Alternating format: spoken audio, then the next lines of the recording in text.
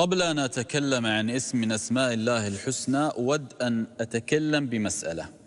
أنت الآن فرضا وجدلا لو قمنا بأخذ المتوسط أو الوسط الحسابي لعمرك، قلنا مثلا عمرك 30 سنة مثلا، افترضنا هذا الأمر.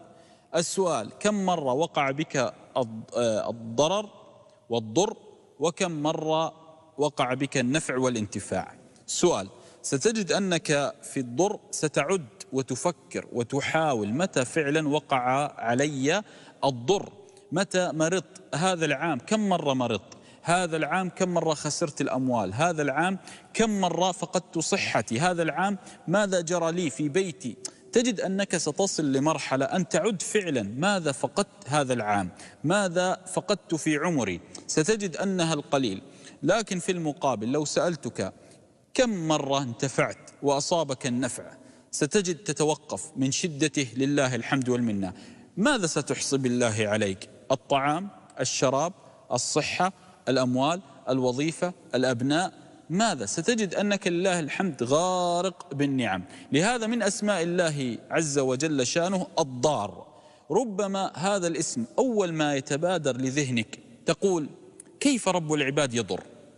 والله عز وجل شانه أوجدنا حتى يرحمنا سبحانه وتعالى، وأنزل لنا الكتب وأرسل لنا الأنبياء حتى ينقذنا سبحانه وتعالى من النار إلى الجنة ومن الظلمات إلى النور. فكيف الله عز وجل شانه تقول عنه من أسمائه الضار؟ أقول: حتى إن أصابك الضر من الله فهو رحمة. ربما تتساءل: ضر ورحمة؟ نعم، إذا أصابك الله عز وجل شانه حتى بالضر رحمة. ربما تتساءل: كيف لا يصيب المسلم من وصب ولا نصب حتى الشوكة يشاكها إلا كفر الله بها الخطايا؟ أوليست الشوكة ضر؟ تقول: نعم. إذن ضره أدى لمنفع لك أن الله عز وجل شانه يعطيك من الحسنات ما لم تتوقع.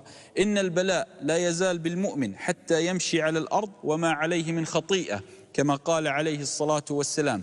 إذن حتى الضرر الذي يأتيك اعلم أن الله عز وجل شانه أراد به رفع الدرجات. لماذا نبتلى؟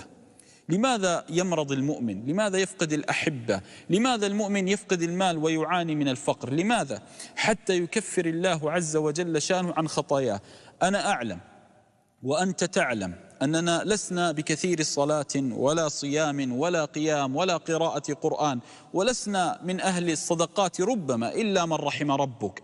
لكن في المقابل هذه الأمور ربما تقصر بنا الطرق حتى نصل للجنة ما لم يتغمدنا الله عز وجل شانه برحمته، ما لم يتغمدنا الله عز وجل شانه برحمته. إذن لا بد من بديل. فتجد أن الله عز وجل شانه يبتلي العبد بماذا؟ بمرض.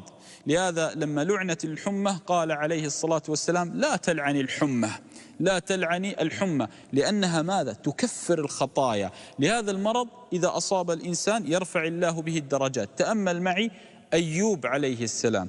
أيوب مرض مرضا عظيما، دخلت عليه زوجته قالت: ادعوا ربك حتى يرفع عنا هذا البلاء.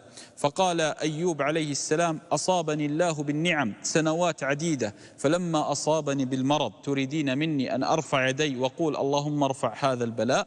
لهذا صبر أيوب فنال الدرجات العلى، وشافاه الله سبحانه وتعالى وأتاه رحمة من عنده. لهذا وإذا مرضت فهو يشفين سبحانه وتعالى. لهذا أنت لما تعلم أن الله هو الضار اعلم أنه للمؤمن رحمة، للمؤمن رحمة، وأما للكافر نقمة ونقمة، لأن الله عز وجل شانه يبطش بالكافر في الدنيا وينتقم منه سبحانه وتعالى في الآخرة. لهذا لا تيأس إن أصابك الضرر، واعلم أن الله سبحانه وتعالى أراد بهذا رفعة. ألم يأمر إبراهيم بنحر إسماعيل فرفع الله عز وجل شانه ذكر إبراهيم، وأمره هو وابنه إسماعيل عليه السلام أن يرفعا البيت من القواعد. لهذا اعلم أن الله عز وجل شانه يكيل بالمكيال سبحانه وتعالى، يرى من العبد قصور في الطاعة فيبتليه بالأمراض والأوجاع ليلقى الله عز وجل شانه وما عليه من خطيئة. ولا تظن أن الدنيا هي دار السلام، لا، لو كانت الدنيا دار سلام لما أصاب النبي عليه الصلاة والسلام الجوع، أخرجه الجوع من بيته عليه الصلاة والسلام، وجاع عمر وأبو بكر رضي الله تعالى عنه وأرضاه. النبي عليه الصلاة والسلام كان يربط حجرا على بطنه من شدة الجوع، وأخرج من مكة إلى المدينة عليه الصلاة والسلام، ومات أصحابه أمامه صلوات ربي وسلامه عليه. لهذا إذا علمت أن الله هو الضار حتى في الضرر والضر يأتيك منه رحمة بأن يرفع الدرجات والحسنات حتى تلقاه في يوم الدين وما عليك من خطيئة. أكثر الناس ابتلاء هم الأنبياء ثم الذين يلونهم، وهكذا الدنيا.